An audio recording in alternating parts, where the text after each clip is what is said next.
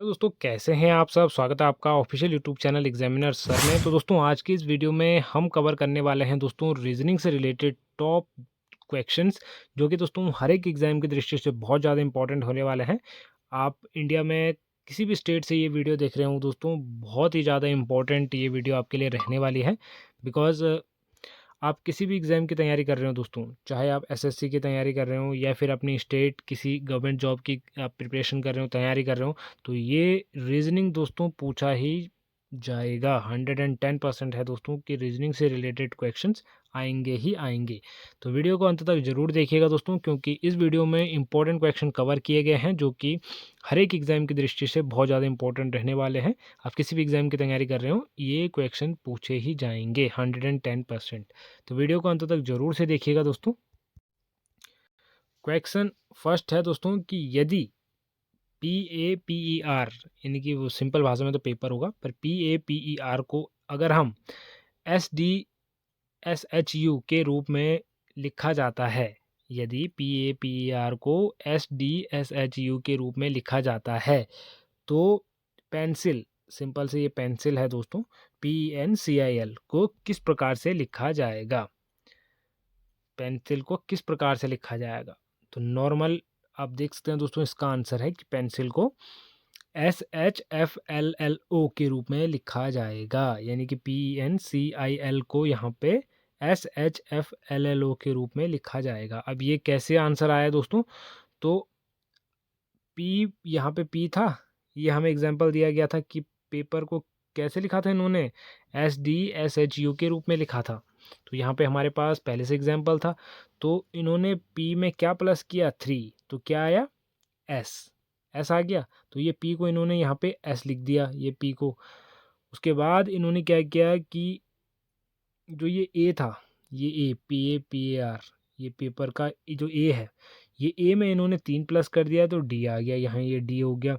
अब इन्होंने क्या किया कि जो P था, इस P में इन्होंने 3 प्लस किया तो S आ गया, है ना, ये S आ गया।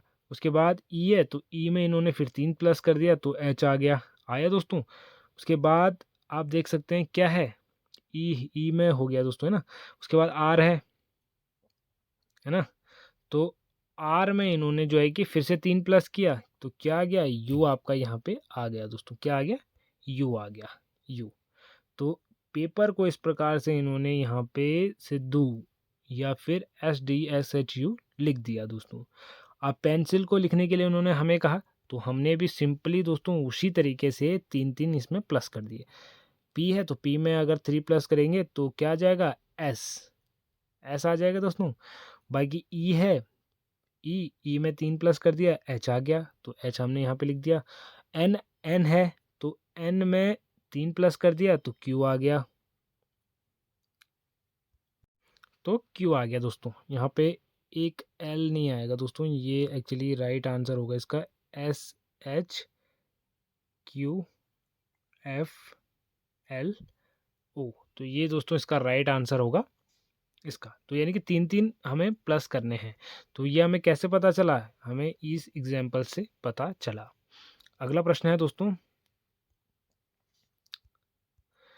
यदि मैंगो को दोस्तों OCPIQ के रूप में लिखा जाता है, मैंगो को किसके रूप में लिखा जाता है दोस्तों, ऑक्यूपीयू, ऑक्पीक्यू, ठीक है, OCPIQ के रूप में लिखा जाता है, तो ग्रेप यानी कि GRAPE को किस प्रकार से लिखा जाएगा। तो यहाँ पे दोस्तों ये राइट आंसर है, किस प्रकार से लिखा जाएगा, मैंगो M, तो इन्होंने दो दो इसमें प्लस कर रखे हैं दोस्तों, सिंपल।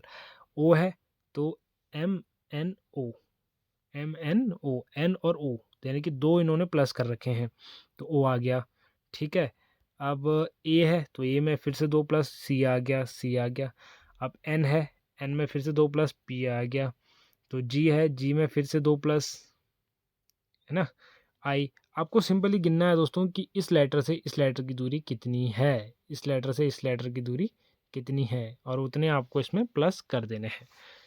आई होप आप समझ पा रहे होंगे दोस्तों। तो ये आ गया दोस्तों। अब ग्रेप का निकालते हैं, तो जी आ गया, जी में अगर 2 प्लस करेंगे तो जी क्या होता है दोस्तों, आई। अगर दो दो सेंटेंस हम आगे जाएं, दो वाक्य, 2 लेटर अगर आगे जाएं तो आई आएगा। उस प्रकार से आर है तो आर में 2 प्लस, तो यहाँ पे टी आ जाएगा, एक्स टी है ना। तो उसके बाद ए है तो ए में सिंपली सी आ जाएगा, पी है तो पी में आर आ जाएगा, ई है और ई में जी आ जाएगा। तो इस प्रकार से ये आपका राइट आंसर यहाँ पे आ जाएगा। क्या आएगा आपका right answer? I T C R G. जी हाँ दोस्तों, ये आपका राइट आंसर आ जाएगा। तो ये क्वेश्चन दोस्तों बहुत ज़्यादा इंपॉर्टेंट होते हैं और हर किसी को इतनी आसानी से समझ में नहीं आते हैं दोस्तों। अगला प्रश्न है दोस्तों कि यदि टीचर को VGEGJGTG के रूप में लिखा जाता है, यानी कि ये अटपटा सा शब्द है दोस्तों, इसके रूप में लिखा जाता है तो स्टूडेंट्स को किस प्रकार से लिखा जाएगा? समझ रहे हैं आप दोस्तों? तो सिंपली दोस्तों हमें क्या देखना है कि टी से और इस वी की दूरी कितनी है। क्या हमें प्लस करना है कि माइनस करना है? तो प्लस करना पड़ेगा। कितना? 2 दोस्तों, टी एक्स वी। तो यानी कि 2 हमें प्लस करने हैं तो वी आ रहा है। ई में हमें क्या चाहिए कि जी आ जाए, तो 2 प्लस करे तो जी आ गया, है ना। ए में हमें क्या चाहिए कि सी आ जाए यहाँ पर, है ना। तो इस प्रकार से दोस्तों हमने इसमें 2 प्लस करे और ये आंसर आ गया दोस्तों। आई होप आपको समझ में आ गया होगा। बाकी किसी प्रकार का भी डाउट अगर आपको है तो आप मुझे कमेंट बॉक्स में कमेंट के दौरान पूछ सकते हैं। अब ये तो दोस्तों आपने नॉर्मल वाले मतलब लेटर वाले देख लिए।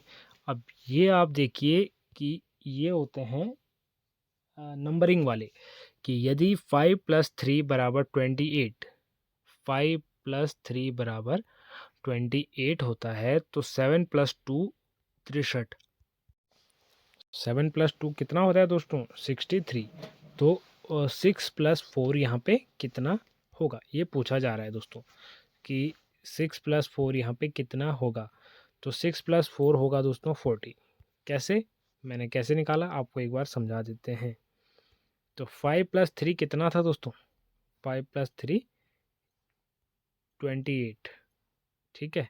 और ये आप ध्यान रखिएगा 7 + 2 कितना था? 63। तो किस प्रकार से ये निकाला दोस्तों? 5 + 3 = 8 आ गया, है ना। अब 8 को दोस्तों 2 से मल्टीप्लाई करना है, बराबर 16 आ गया। अब 16 + 12 किस प्रकार से मैं बता रहा हूँ आपको बताऊंगा भी। 16 + 12 आपका बराबर 18 आंसर आ गया दोस्तों। 18 आंसर आ गया। तो यहाँ पर आप देख सकते हैं दोस्तों कि 5 3 बराबर 8 हो गए और 8 को 2 से मल्टीप्लाई किया गया है, बराबर 16 आ जाएगा। अब क्या करना है दोस्तों कि 8 + 8 यानी कि 8 हो गया। अब 8 दूना 16 यानी कि 2 आ गया, ठीक है दोस्तों, 2 आ गया। अब 2 और 2 4, यानी कि 4 और 4 और 8 12, तो 12 यहाँ पे प्लस किया गया, 28 आ गया, ठीक है दोस्तों। 7 + 2 = 9, 9 और 9 बराबर कितना आ गया? 9 × 2 = 18, 18 आ गया दोस्तों। अब ये 45 कैसे आया वो देख लेते हैं दोस्तों। 18 है, 18 तो नहीं 36। अब इन दोनों को इसमें से माइनस कर देंगे, सॉरी प्लस कर देंगे। 36 +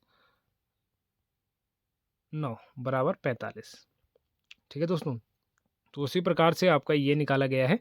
आप देख सकते हैं कि 10 आ जाएगा यहाँ पे, 10 × 2 तो बराबर 20 आ जाएगा। और 20 + 20, 20 कैसे आया दोस्तों? यहाँ पे 2 है तो 10 10 × 2 यानी कि 20, 20 बराबर यहाँ पे राइट आंसर 40 आ जाएगा। तो आई होप आपको दोस्तों समझ में आएगी।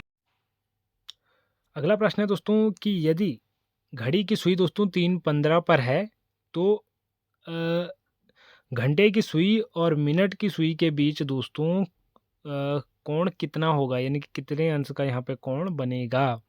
तो आप देख सकते हैं दोस्तों कि सही आंसर है कि 7.5 डिग्री का कोण यहाँ पे बनेगा। घंटे की सुई 15 मिनट पर, जैसे कि आप देख सकते हैं 3:15, तो ये आपका 12 1 2 3, तो घंटे की सुई दोस्तों यहाँ पे 15 मिनट पर, है ना। और जो है कि 3:15 पर, तो 3 की सुई भी वहीं पे होगी, तो यहाँ पे 7.5 डिग्री का कोण यहाँ पे बनेगा, 0.5 अंश का। अगला प्रश्न है दोस्तों कि घड़ी में दोस्तों 6:30 बजे हैं, तो क्या समय होगा दोस्तों? घड़ी में 6:30 बजे क्या समय होता है जब घंटे की सुई और मिनट की सुई के बीच दोस्तों 180 डिग्री होती है, तो 6:30 होता है दोस्तों, 6:30। तो घंटे की सुई दोस्तों यहाँ पर आप देख सकते हैं 180 डिग्री का यहाँ पे अगर कोण बनेगा तो 6:30 का समय यहाँ पर होगा दोस्तों। 180 डिग्री ऐसे होता है दोस्तों, 180 डिग्री ये ठीक है दोस्तों। इस प्रकार से दोस्तों ऐसे क्वेश्चन सॉल्व किए जाते हैं। हालांकि दोस्तों ऐसे क्वेश्चन बहुत ही ज़्यादा कॉम्प्लिकेटेड होते हैं, बहुत ही ज़्यादा दिमाग खाने वाले होते हैं। कुछ बच्चों को दोस्तों बिल्कुल भी समझ में नहीं आते, तो ध्यान देने की ज़रूरत है दोस्तों। थोड़ा सा अगर आप दिमाग लगाएंगे तो आप इजीली सॉल्व कर पाएंगे। तो ये है दोस्तों कुछ इंपॉर्टेंट क्वेश्चन जो कि बहुत ज़्यादा टफ होते हैं, खुद मुझे समझ नहीं आते कभी कभी। तो ज़रूर से दोस्तों आपको ये समझने चाहिए, ध्यान से अगर आप देखेंगे समझेंगे तो आपको समझ में आ जाएंगे। बाकी इसी प्रकार के इंपॉर्टेंट वीडियो के लिए दोस्तों चैनल को जरूर सब्सक्राइब करेगा। मिलते हैं अगली वीडियो में, तब तक के लिए बाय बाय, टेक केयर।